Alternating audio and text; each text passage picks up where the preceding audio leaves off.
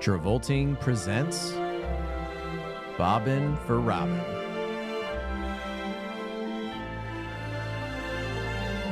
Hosted by Jeff Sweeney and Stuart Elmore.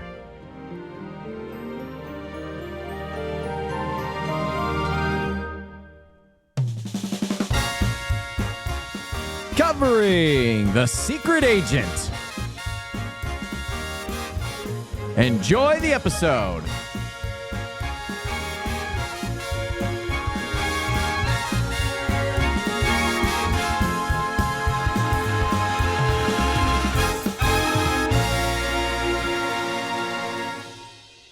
What do you know about Verloc?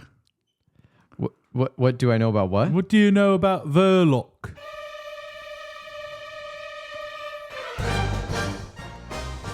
Howdy, everybody. This is already too high energy for this movie. Welcome back to Travolting Presents The Secret Agent.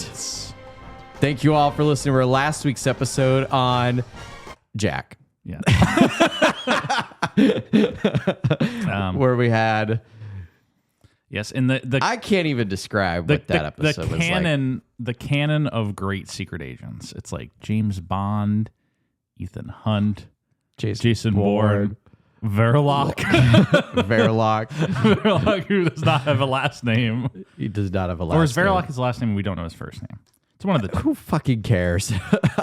How did you watch this movie, Jeff? Oh, my God. Right into it. So this is one of our favorite things on Travolting is when we have a movie that like just is indiscoverable. Yeah. Like it's not like streaming anywhere. It's not rentable anywhere. Like the DVD's out of print. Yeah. So I had to sign up for my local public library,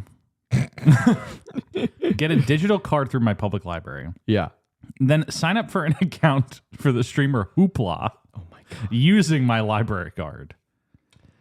And with this Hoopla account, I was able to, for 3 days, borrow the digital file for this movie, which was uploaded to Hoopla with the wrong poster. Yes. The poster says The Secret Things of God, which is not what this movie is. But the movie did play. Movie did play. It was the correct movie, and it played all the way through. And I thank you for giving me your Hoopla Yeah, account. my Hoopla Just kidding. login. I also register with, my public library. Password sharing Netflix is out of vogue, but we're into password sharing Hoopla. Can we sidebar about libraries? Yeah, they're great. Like, I'm trying to think of like, we live in a very high tense political time right now. And there's a lot of like causes around, a lot of justifiable righteous causes that people should be supporting and all that stuff, like funding NPR and, a bunch of other stuff. I've not heard a peep from the library community. I've heard a lot from the library community. Interesting. It's a big thing. They're cutting funding for libraries, and it's a major problem. But this one's like, it's happening quietly. It's happening quietly because like the concept of the local library isn't something that like big newspapers are concerned about because they're kind of in like a high tech sphere. But the library is still like a very important place for a lot of people, the elderly, people with less means. Yeah, and we should be they are supporting being all the substantial. Funding is being substantially cut, and a lot of libraries are being closed across the country as a result of the war on. Education. Not even education, the war on free rights, critical thinking. Or critical thinking. Democracy. The war on thinking. Morality. Don't think the AI can do it for you. Is like essentially what the current administration is proposing. Yeah. God damn. But anyway, speaking of libraries, we got this. Speaking about righteous causes and high tense political landscapes, let's talk about a terrorist group. The Secret Agent. This movie's not even about a terrorist group. Is the good? That save? So good. That was a good save. That was a good save. Is it empty? No, it's still a little in there. Oh, okay. This movie's like not about a terrorist. It's about like, what is it about? Okay, here's the thing. I kind of like this movie. I think it was like don't. No, I liked it. No, you don't. I thought it was a solid 7 out of 10. Moderately entertaining. It's 92 minutes long or something. I feel like one of the highest bars for you, Jeff, is length.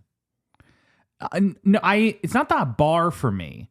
It is like a curve kind of. When I am more accepting of a 90-minute like okay movie than I am a 3-hour okay movie. Because that's the thing. It's like whenever I take a look at like, the groupings of movie lengths, 1.5 hours, 2 hours, 2.5, 3. Mm-hmm. Anything over 3, it's like, you're getting to like your Lord of the Rings, your Bravehearts and all that stuff. But like 1.5 hours, 2, 2.5, 3, right? Yeah. I find that like where the middle of the road ratings come in, like the 6s and the 7s, and a couple 8s too. Yeah. There's a lot of them in the 1.5 hour group. Yes. And then the moment you get to 2, 2.5 and above, you either give them like a 9 or a 10 or a 5 or 4. Not a lot of in between. Is that very accurate? I mean, it really depends. There's some 90-minute movies that are like the best. Like Doctor Strangelove is like 93 minutes long, something like that. And that's like a perfect masterpiece. Oh, and I should clarify, you definitely have 9s and 10s in the 90-minute range. I'm just saying, like, where that middle of the road tapers off is like once you get to higher. It's just ultimately, I do think like when it comes to length, I'm much more forgiving of a movie since if the movie's shorter, because like then it's 90 minutes of my day I committed to this thing, and I'm more willing to like kind of be like, oh well, there's stuff in there. All this to say, I don't think you actually like this movie. No, I did. I did actually like this movie. Okay. Like I'm not gonna say it's the best movie I ever saw, but it was like I thought it was like. See, ladies and gentlemen, pay attention here. This is where it starts. This is where the spin begins. This is where the spin begins. The fix is in, guys. It wasn't the best movie I ever saw. No, but it was solid. Okay. I liked it more than most people seem to have. Most people, like the 3 people who've watched it on Hoopla. Look, it's got like an ending where like Bob Hoskins is just like mowing down roast beef, and she's just like kind of muttering about, "Oh, I didn't mean to kill my brother. Oh, I'm sorry about it. Oh my God." It's kind of the end of this movie, and like I'm very into that. Yeah. How much he was like every time you cut to him, he had more roast beef in his hand. It was crazy. He did, so The Secret Agent came out in '96. By the way, the Wikipedia is hilariously short. Yeah, no, there's no plot summary, and there's a request on the Wikipedia. The article needs a plot summary. April 2024. It has been a year and a half. They have not written the plot summary yet. Oh my god! Should I write the plot summary? Yeah, that could be a good project. In April of 2024, someone just went into this Wikipedia is like, this is woefully inadequate, and added a bunch of requests for someone to expand. They wanted to do maybe they were doing like a project on like terrorism in Hollywood media, and they're like, well, that you gotta watch The Secret Agent 96. Yeah. Like I keep saying terrorism because like it does seem to be like one of the, even though it is like more like espionage and anarchy, but like there is like a terrorist element to the movie. Robin Williams plays the terrorist. He does, which is the strange thing about this movie. Okay, I'm going to say something maybe a little controversial. Is Robin Williams actually pretty good in this movie? He's great in this movie. I was going to say everybody's good in this movie. Yeah. Everyone's pretty good in this movie. God help him, Christian Bale is like fine in this movie. Like, is what he's doing correct? This is a disaster. Am I into what Christian Bale is doing in this movie? Not necessarily, but he's like fine. Like he's not bad. Yeah, he's not. It's not simple. It's not Jack-esque. I have been talking to the cops, have you, mate? Yeah. So. Because Christian Bale plays a mentally handicapped man. Yes. I'll leave it there. Yeah. That's all I'm going to say. It's not Simple Jack, thankfully. It's not Simple Jack. Isn't it funny that like... That is the bar. That Tropic Thunder is like kind of the... Like it kind of provided a lot of just like... like names you can use. For right, yeah. Well, like if you describe an actor as like being like Kirk Lazarus or Simple Jack, like it weirdly works. Yeah. I'm trying to think of who we covered. There was another like problematic actor that we covered that we didn't. It wasn't one of our coverings. We talked about Robert De Niro in No, it was earlier than that. It was like Rob Lowe in what movie? What movie was that? What?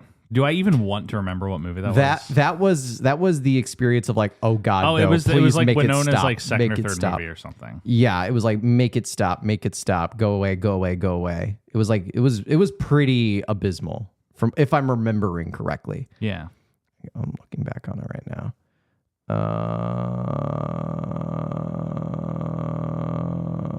I'm having trouble finding it. It was definitely like early 90s, late 80s, like because it was young. It was young Rob Lowe, I think, from what I remember. It was like Winona's like second or third movie. Square Dance. Square Dance. Found it. He plays Rory. Oh, right, because he's like the problematic element of that was like he's mentally handicapped, but he's also like 29 and she's 13. Yes. That was like the big like, oh no, like, but it's like, but he's mentally handicapped, so he's probably like the same age. I'm like, no, stop.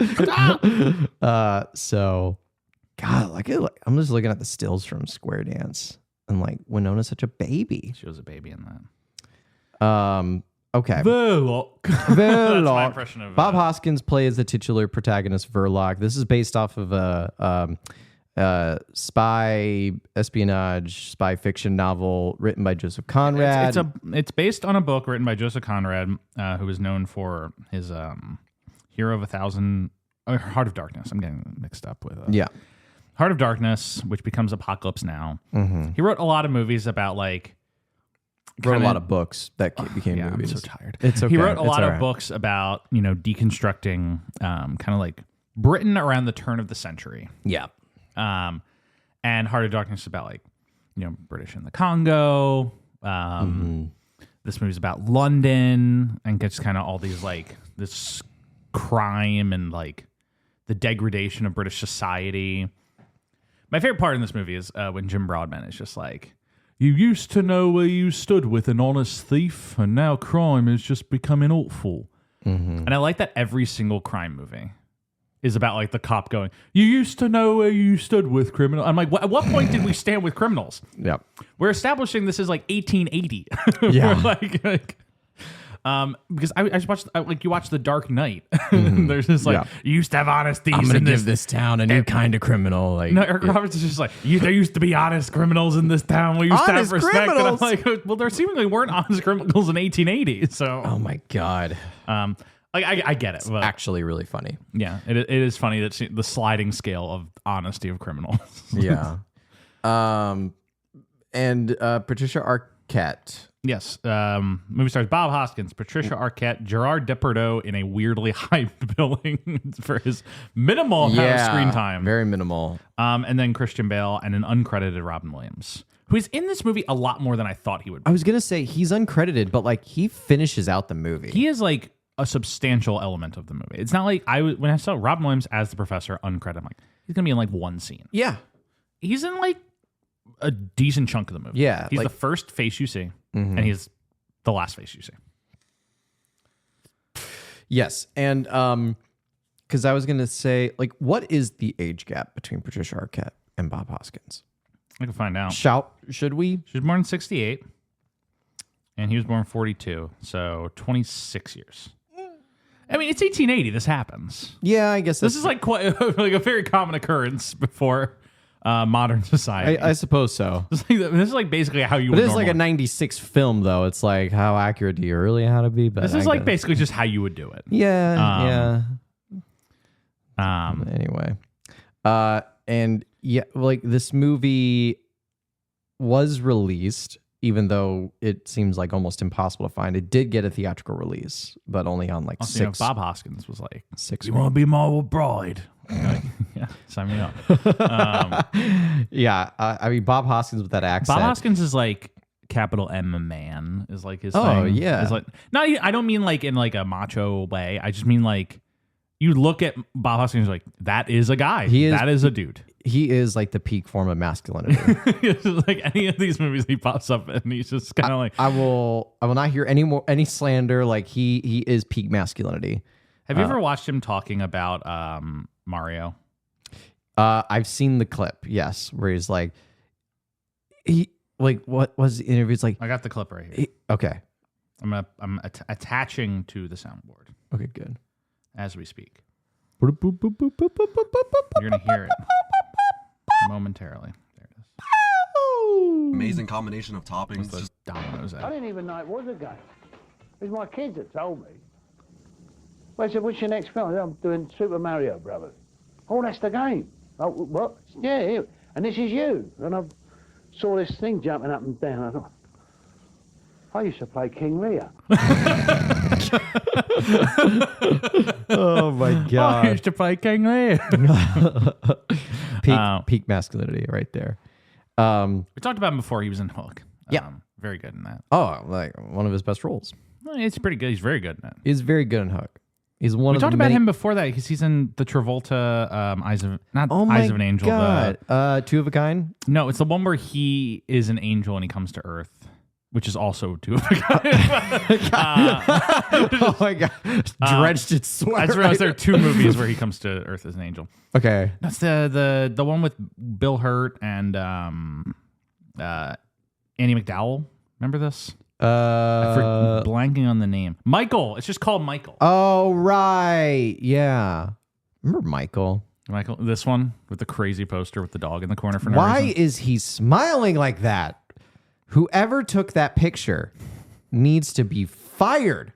But Bob Hoskins, friend of the show. Yeah, what a guy. What a guy. What a guy. This movie bored me to tears. I was pretty into it. I just wanted to play Red Dead 2. I've been getting into Red Dead 2. I know the game has been out for a while. It's been out since 2018. 2018. So, like, it's 7 years. The game's been out for 7 years. Did you know that Bob Hoskins reprised his role as Mr. Smee in a 2011 miniseries called Neverland? That tracks. Look at him. Wow. Old Bob Hoskins playing Mr. Smee. Yeah, so this movie, I mean, what's there to say about it? Bob Hoskins plays this guy who is involved in this conspiracy that's being like orchestrated by Robin Williams. Yo, this looks crazy. Who's the professor. Bob Hoskins as Buff Geppetto in a Pinocchio movie. Okay, send me that link later after this. Send me the link. The thing about Pinocchio. Send me the link. The thing about Pinocchio is you watch Pinocchio in that movie. It's just like you watch any Pinocchio and it's just like, it's me, I'm a Geppetto. I'm making a little wooden boy because I don't have a son. Oh, yeah, I'm gonna get eaten by a whale. And he's just like, I'm gonna make a Geppetto. I'm gonna make a Pinocchio. My boy died in a fire many years ago. I'm gonna make a Geppetto. I'm gonna make a Pinocchio. Time to make a new boy. Time to make a real boy. Pinocchio, don't lie. Pinocchio. I'm gonna make you a real boy. You can't go to Pleasure Island, Pinocchio. Pinocchio. Are we making a new Ben Mendelsohn bit right here, but with Bob Hoskins? No, is that what we're doing? You can't make a new Ben Mendelsohn bit. That has to come naturally. I have been talking to the cops, have you, mate? And so, but Bob Hoskins, yeah, he's just looking through Bob Hoskins' in this IMDb conspiracy that's being like orchestrated and fronted by this. He plays Robin J. Williams. Edgar Hoover in the 1995 Nixon movie, and he's like incredible. That's great, Jeff. And Robin Williams he's credited as the professor, but help me. Is there a scene where Robin Williams is actually in a classroom? No, I think it's like he's like a terrorist known as the professor. Is kind of the that's deal. his moniker. Because he makes bombs. He's a professor who makes bombs. He should be called the fucking engineer. Then it's a bomb factory. They're bombs. And but Bob Hoskins' character is married to Patricia Arquette, whose brother, therefore Bob Hoskins' brother-in-law, played by Christian Bale, who's Stevie, who is mentally handicapped, and yes, there's an investigation going on that Bob Hoskins is getting involved in. He wants to get his family out. What's the beginning thing about like? There's a whole thing about like refugees, and I lost that. So there's like part. An opening text that's basically just like in 1800s England. People actually helped refugees. London was a place that would welcome refugees and kind of became like a hotbed of just like multiculturalism. Boy, that's that first, and then remnant of the time. Yes, not struggling with that. The movie quite literally says in 1880s London, refugees were welcome, and then there's like a parentheses that deadass says like unlike today, right? And this movie was in '96 though, and so it's like this movie transcends not just from like 1888 to 1996, but also 1888 to 2025. That was where like the very beginning of the movie, I'm like, oh, I wonder if I'm going to dig this movie. And then I didn't. But yes, it continues. No, so that starts and like quick step back because the movie's directed by Christopher Hampton, who, Stuart, I would like to show you a modern picture of. Good. Look at that guy. His eyes are like one like degree. Like if there was like a scale from 0 to 90 of how open your eyes could be, he's at 1 right now. He has the perfect face where like he's the guy in the board meeting that you like every once in a while you like as you're giving your presentation you look at him and you can't quite tell if he's like falling asleep during the meeting if he's awake or not. And it's like because he just his eyes are just naturally very like almost closed, and so like it doesn't like the time frame it takes for him to be like eyes open to eyes closed is very short and very subdued. So it's like you can't really quite tell. It's just like and so like the PTS reports from 2024 Q3, you know, as you can see with the way the marketing is going, and he's just like. But he's a very acclaimed playwright. He's written a tremendous amount of plays, and then has been nominated for 3 Academy Awards for Best Screenplay, Adapted Screenplay. Wow. Kind of in film, he adapts a lot of classical literature into a film. He got nominated for Dangerous Liaisons, Atonement, and The Father, which he won for Dangerous Liaisons and The Father. Father, incredible movie. Came out a few years ago with Anthony Hopkins. Oh, recent. Yes. Oh. Recent. Oh, okay. The Anthony Hopkins. I haven't seen that movie, and You should watch it. I've been here. Everyone's been telling me that movie is like because it's about like an old man with Alzheimer's essentially, and you expect that like that's going to be kind of like a boring weepy. Mm-hmm. That is like one of the scariest horror movies.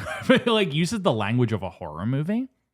The Father. It's all from the man's perspective, and from what I understand, plot wise, he's suffering from Alzheimer's. Yes. Okay. That's why. Yeah. So it's like he has Alzheimer's, and the movie's entirely from his perspective. Yeah. So it's like he's just walking down a hallway, and then like the camera shifts to the reverse shot, and he's in a different location. Oh. Because it's like him, you know, kind of like phasing in and out, but it's using the language of horror film. Oh.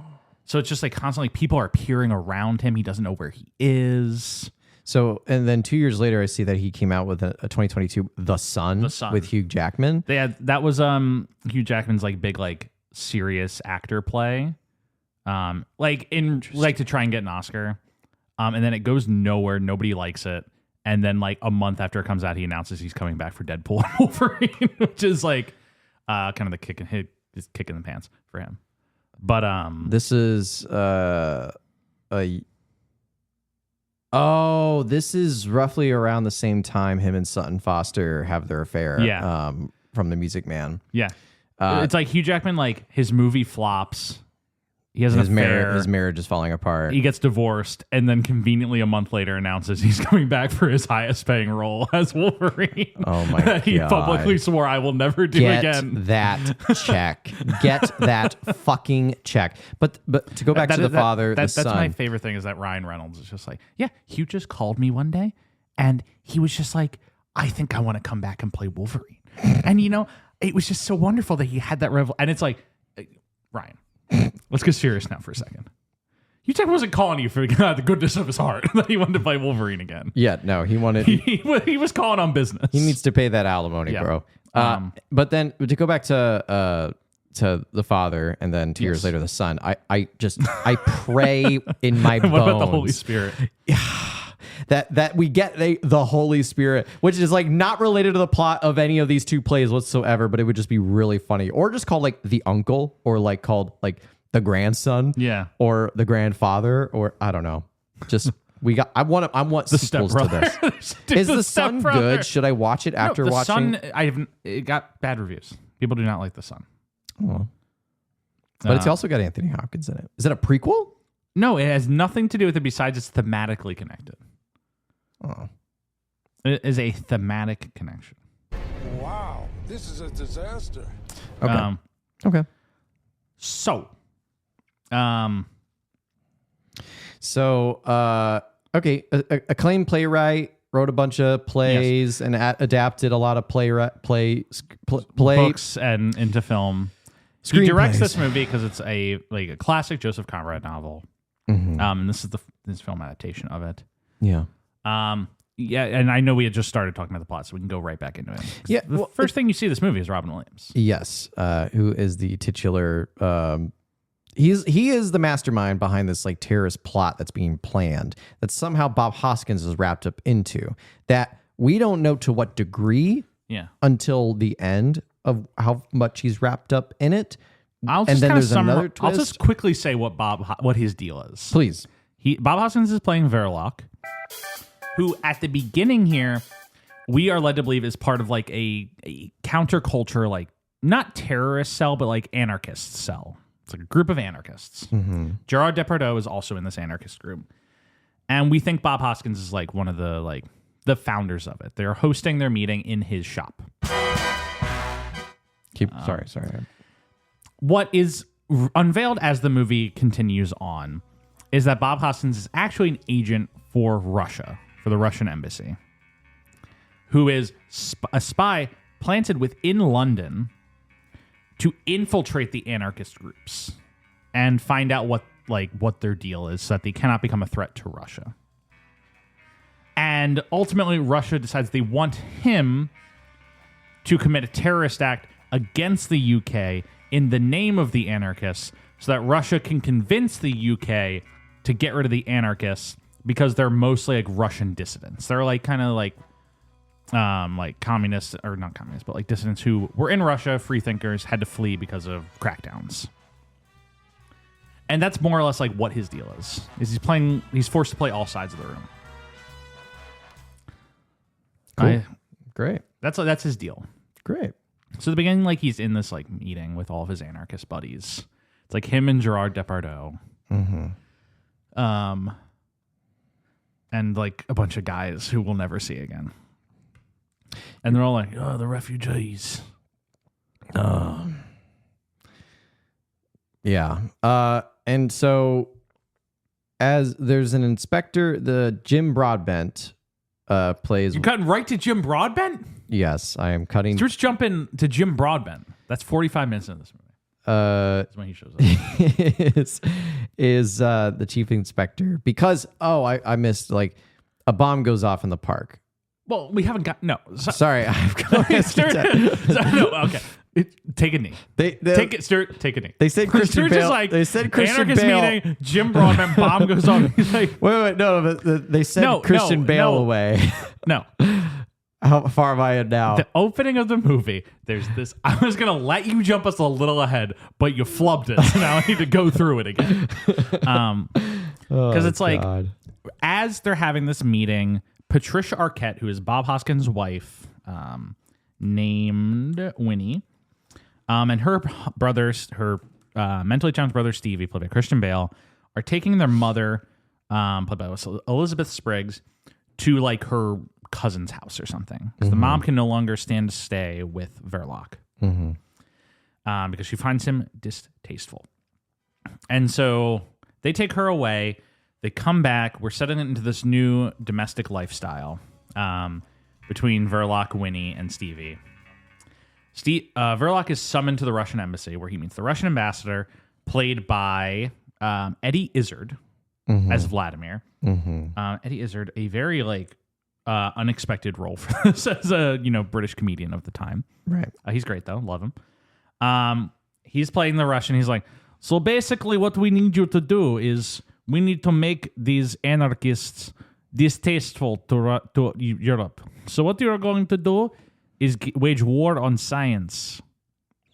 He's basically like, the best approach is that we need to attack something non-political to make these people seem like Luddites, more or less. And so his argument is like, bomb the Greenwich Observatory. Because the Greenwich Mean Time is like, you attack time itself, is his exact wording. And so he's like, all right, go figure out how to put a bomb in Greenwich. So Verloc goes off and he meets up with Robin Williams, plays the professor, who that was the first shot of the movie, just him kind of walking through a crowd on the street. But then this is like the actual next time we see him. Is he's, in there and he just gives Verloc a bomb. And then we jump ahead. The rest of the movie is like all flashbacks to what happens in between this cut. Okay. Because we find out from Gerard Depardieu playing Ossipon, who meets up with Robin Williams at a cafe. Yeah. And Ossipon I'm just gonna say Gerard Depardieu. It's just like, did you hear a bomb went off at Greenwich? And Robin's like, yeah, I know all about it. Osmond's like, do you know whose bomb it was? And Robin was just like, yeah, it was Verloc. I sold it to him. I'll tell you. And Gerard Depardieu's like, why would he do that? It doesn't make sense. Why would he attack like the source of mean time? Well, and it's also like only one person died. Yeah, one person died. The bomb went off before it reached Greenwich. Yeah. And it just blew up the person who was carrying it. And you're led to assume it is Bob Hoskins. Yeah. Not the case. I figure out pretty quick who died in the bombing. I did too. Yeah. I was like pretty quick, like, yeah, I know who it actually was. Because we cut to Chief Inspector Heat. Played by Jim Broadbent, bringing the heat. Bringing the heat. He's great in this. When is he bad? When is he bad? The thing about Jim Broadbent is that, like, if you took the country of Britain, you put it into like a blender, and then the concoction that came out, if you like poured it into like a human like mold, Jim Broadbent would emerge, fully formed. Have you ever seen the poster for the movie he did a few years ago? I think it was called The Unlikely Pilgrimage of Harold Fry.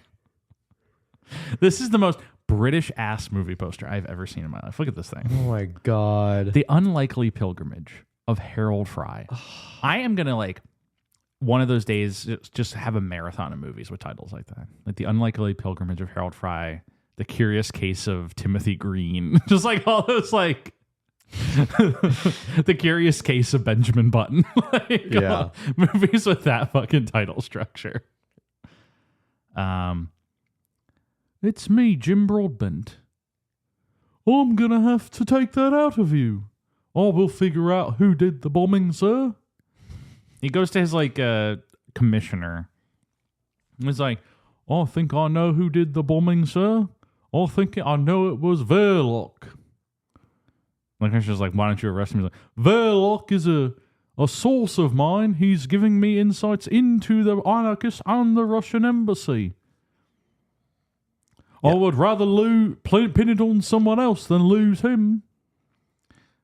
Their plan is to like pin it on some other guy named Michaelis who we never meet in the movie.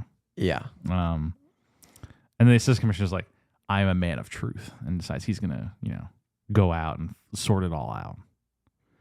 And Jim Broadbent's trying to sort it all out himself.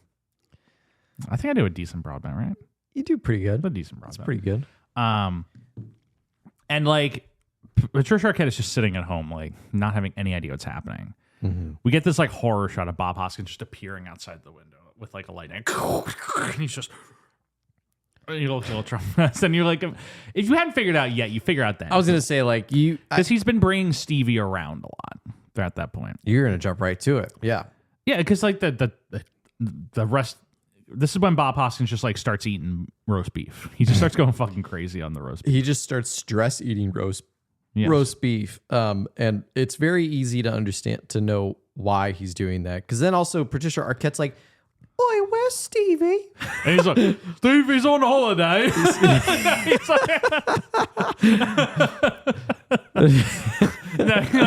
Stevie's on holiday. She's like, "Where's Stevie?" He like pulls out a knife and he's like cutting the roast beef. Like I keep coming back to it because it's just every time it cuts back to Bob Hoskins. He has like 6 more pieces of roast beef and he's just shoveling them in. Yeah. And it becomes eventually the commissioner comes and takes Verloc away, and Verloc agrees to like basically like spill the tea on everything for him. Mm-hmm. And then Jim Broadbent shows up at their house and finds Patricia Arquette thinks, "Do you know where Verloc went?" And she's like, "He went out with some fella. Looks like a little bit of a foreigner type." And he's like, "That's my commissioner. I know what's happening." Yeah. And so Verloc comes home after he had agreed to tell the commissioner everything. He's making plans to escape and leave the country, but he has to confess then and there to Patricia Arquette that Stevie was the one who died in the explosion. Yeah. Because his plan was to essentially use him as a suicide bomber. Well, and I don't think he was planning to use him as suicide. But it was more so like he was telling he had him place the bomb. Yeah, but then he trips on a root and the bomb just goes off and Christian Bale's limbs get flung into a bunch of trees. They cut to a shot. I'm not lying. They of cut his to a shot disembodied head of his head on a tree, which is pretty sick seeing a young Christian Bale. And the reason that they find out is because Patricia had sewn into Christian Bale's jacket, "My name is Stevie. Please return to this address if found." And it's like the cops are just like, "Well, that about solves it out, then, doesn't it?" We found the evidence. We need, boys. Pack it up. We're going back for biscuits and a pint and roast beef. We're out of roast beef. Who ate all the roast beef? Imagine you go back to you go to a crime scene. You're just like trying to solve it. There's literally just a piece of parchment that just says, "My name is Stevie. Here's where I live." And they're like, "All right." That's about it. They followed the law by putting the confession parchment in the crime. Yeah. But it's but he confesses to her, and she like refuses to look at him. She's so disgusted. Yeah, she's like, "I love that boy." He's like, "I love that boy too." As he's shoveling roast beef in, he's just like munching. Oh god, he's like protein maxing. Isn't that what the kids are doing nowadays, or something like that? What? Aren't people like what just is only eating protein now? Are you talking about the carnivore diet? It's not specifically the carnivore diet. It's like just look up it's like the high protein diet or something like that. Protein maxing refers to the practice of optimized protein intake to support specific. It's just eating meat, but it's like called protein maxing or something. I'm getting so sick and tired of like not coming up with new things, just renaming them new things. Like aura farming. You're vibing. And vibing is just standing cool. And vibing is just chilling. Yes. And chilling is just hanging. Yes. And hanging is just, I don't know. Yes. Existing. Always. So like they get into a fight and Patricia Arquette kills Bob Hoskins. She stabs Verloc. Well, because she like sneaks up to him and like pretends she's gonna like kiss him, and then she stabs him in the heart for killing her brother. And Bob Hoskins does this great role where he like looks at her, he's like, and then he just shoves like a roast beef in his mouth and falls to the ground. You beat me to the punch. I was gonna say, yeah. And then he just collapses, dies. And then she gets on a carriage. She gets on a carriage carriage, go to a train, and then we cut to her on a boat. Well, but where does the no, I can lay this out for you. Okay, I was gonna say, where does Gerard? We cut to her on a boat. Okay, and she's just sitting there, and then we get this kind of fun like Steadicam shot around her where she we go behind a pillar and she disappears. It becomes evident she has jumped off the side of the boat, and we go back to where she was sitting, and her wedding ring is just laying there. Then we cut to Gerard Depardieu in a cafe reading a newspaper that says, "Woman commits suicide jumping off boat," more or less. Robin Williams comes over and sits down with him. Yeah. Also, note, Robin Williams earlier in the movie gave this like lecture or like this monologue basically on how why he's a true anarchist who believes in nothing essentially. And one of his like ways of displaying this is he always carries a bomb on him strapped to his chest. Yeah. And with a trigger in his pocket that he perpetually keeps his hand around. And he always feels the urge to squeeze it when he's in a crowded space. Just a psychopath. Yeah, he's just like a psychopath, more or less. Yeah. And he comes back to hang out with Gerard Depardieu. They each have a pint. And Gerard Depardieu kind of lays out like what had just happened. We flash back again to right after Bob Hoskins' death. Patricia Arquette found him. I didn't clock the amount of flashbacks. Said that she wanted to abscond with him out of the country because she has all of Verloc's money. So he gets them a train, but Gerard Depardieu cannot leave, like doesn't want to leave. But isn't there like a reveal that like Gerard Depardieu and Patricia Arquette have been a thing all along because they make out? They've like secretly wanted to, is like the reveal. Oh. And so they abscond together, they get in a train, but then Gerard Depardieu jumps off the train right as it's pulling away, sending Patricia Arquette off on her own, eventually leading to her committing suicide. Gerard Depardieu is now sad and alone in this cafe with Robin Williams, who they have like a little bit of a philosophical discussion. I need to pull up his quote because Rama does a great. He does have a great line reading of it. Like, I will give him that.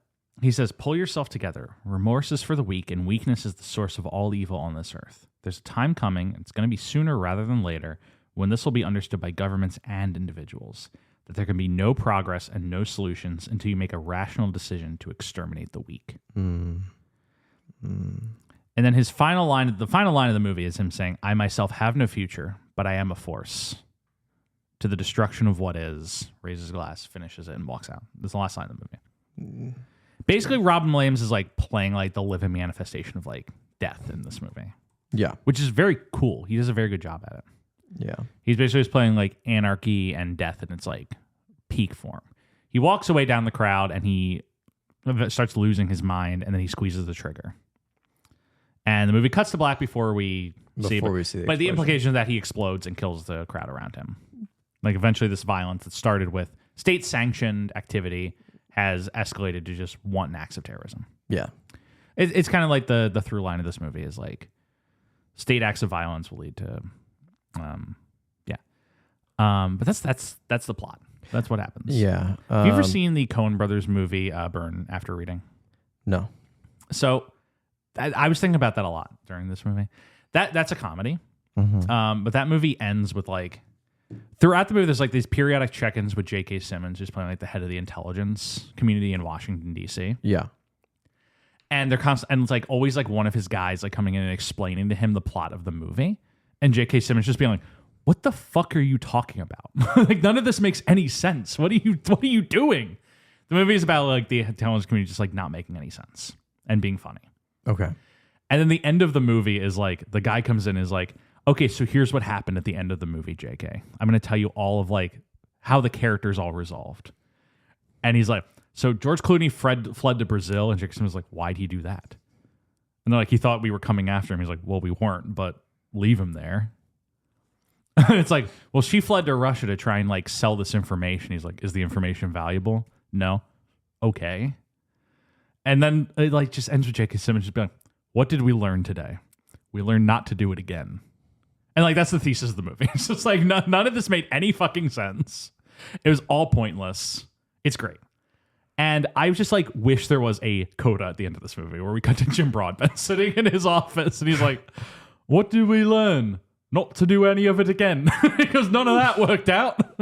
Oh my God. Basically, there was a failed terrorist bombing against Greenwich. A bunch of people got killed in the anarchist cell, and then a suicide bomber went off in a random street. I could not stay awake during this movie, man. I enjoy it. And I thought it was like a low key, like kind of just like a vibe. 5 out of 10. Robin Williams 7 is out of good. 10.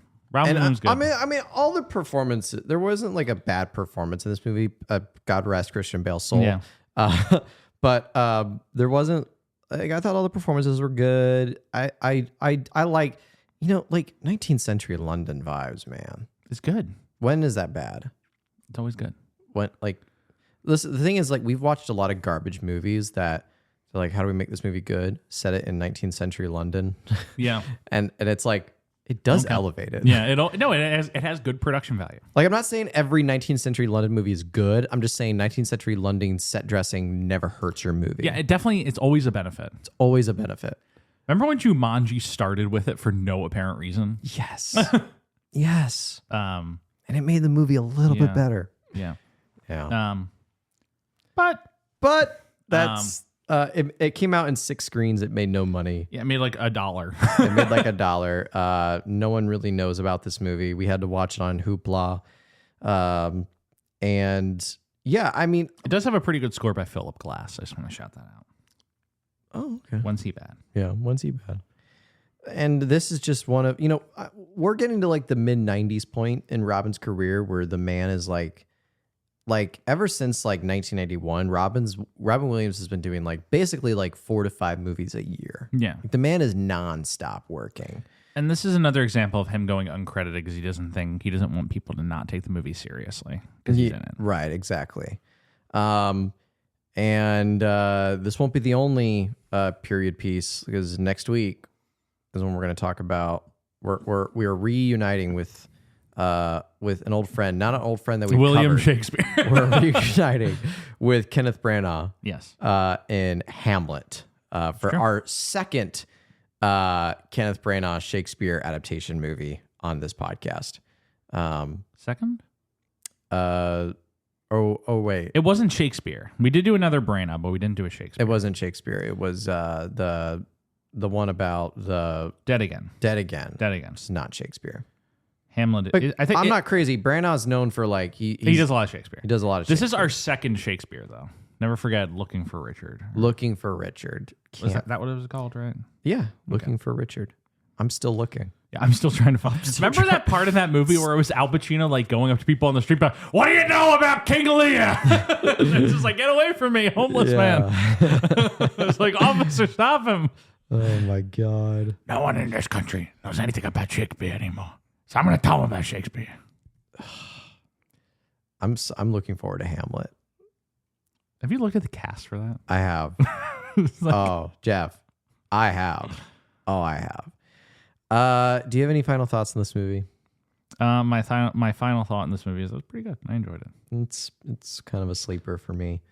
But anyway, if you liked this episode, obviously with the short length that it is, yeah, we didn't have too much to talk about in this movie. Yeah, no, it was. It's. I mean, like even if it's like a 7 out of 10 for Jeff, but like there's just also just not a lot of stuff in it. Yeah, no, it's a small movie. Small movie. So yeah, if y'all like this episode, please remember to rate, review, comment, like, and subscribe, whatever platform you listen on. If you didn't like this episode because it was only a 45-minute podcast, you send out your complaints to above the title at Instagram or whitehouse.gov. Real Donald Trump. Yeah, and send them all your complaints about how bad our episode was. And as always, special thanks to Rebecca Johnson for the graphic design and Michael Van Bodega Smith for the theme music. This is taking you out. See you all next week for Hamlet.